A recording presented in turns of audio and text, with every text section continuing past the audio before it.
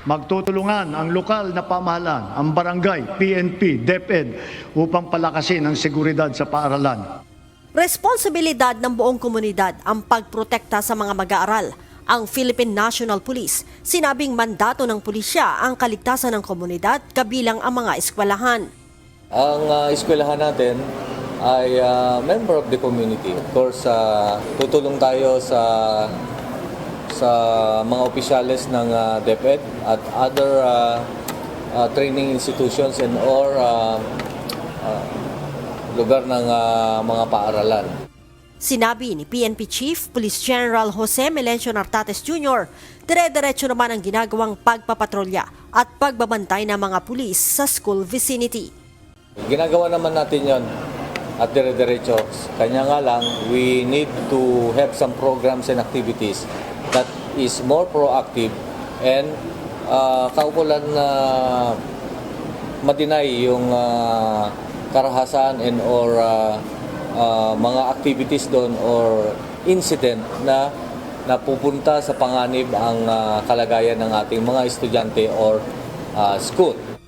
Kaugnay nito, sinabi ni Chief PNP na bukod sa police visibility sa paligid ng mga eskwelahan, mas palalakasin rin ng pambansang pulisya ang koordinasyon hindi lamang sa mga school administrators at guro, kundi pati na rin sa mga barangay at local government units.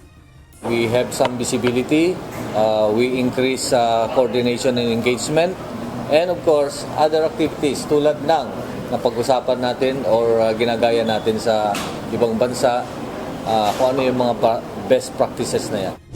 Mayroong 42,000 eskwelahan sa bansa na ayon kay General Nartates ay kaya namang bantayan ng mga nagpapatrolyang pulis. We make some efficient, we calibrate our deployment. That's why magkakaroon tayo ng coordination. Paigtingin natin yung coordination. Ang idea there is efficient yung pagbigay natin ng police assistance and or maintaining peace and order.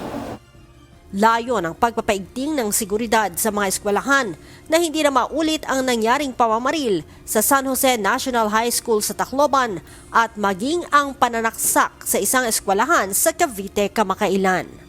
Leia Ilagan, UNTV, News and Rescue. Diyos ang aming sandigan, serbisyo publiko ang aming pinahahalagahan.